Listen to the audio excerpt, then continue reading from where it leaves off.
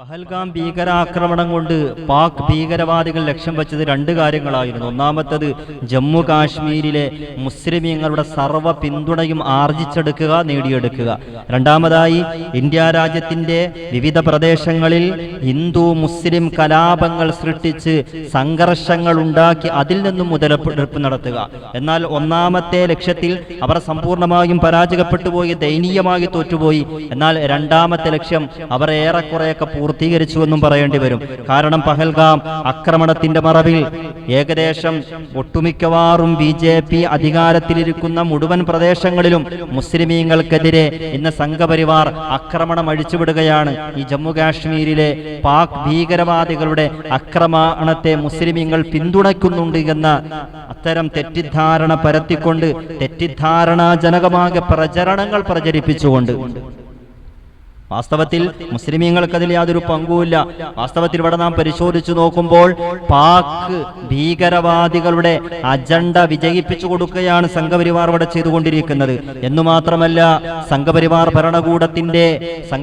ഭരണകൂടം നേതൃത്വം വഹിക്കുന്ന സുരക്ഷാ സേനയുടെയും വീഴ്ചയുടെ പഴുതിലാണ് ഈ ഭീകരവാദികൾ അതിക്രമിച്ച് കയറി അക്രമം അഴിച്ചുവിട്ടത്.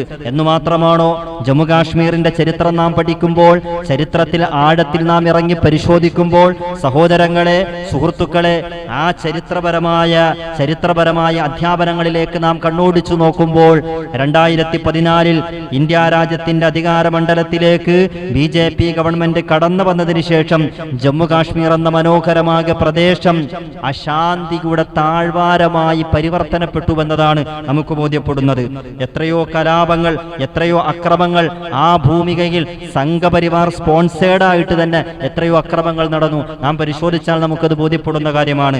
11 പേർ മരണത്തിനിടയാക്കിയ, 11ഓളം ആളുകളുടെ മരണത്തിനിടയാക്കിയ 2014 ഉറി ആക്രമണം, ഏകദേശം 7 പേരുടെ മരണത്തിനിടയാക്കിയ 2016 പഠാൻകോട്ട് വ്യോമസേനാ താവള ആക്രമണം, ഏകദേശം 19 പേരുടെ മരണത്തിനിടയാക്കിയ 2016 രണ്ടാമത് ഉറി ആക്രമണം, അതുപോലെ തന്നെ 7 പേരുടെ മരണത്തിനിടയാക്കിയ 2017 പറയപ്പെട്ട അമർനാഥ് തീർത്ഥാടക ആക്രമണം, 41 പേരുടെ മരണത്തിനിടയാക്കിയ 2019 പുൽവാമ ആക്രമണം, ഏകദേശം 10 പേരുടെ മരണത്തിന് ഇടയാക്കിയ 2024 റിയാസി തീർത്ഥാടക ആക്രമണം, അതുപോലെ തന്നെ ഈ അടുത്ത് നടന്ന 2025 28 പേരുടെ മരണത്തിനിടയാക്കിയ പഹൽഗാം ഭീകരാക്രമണം.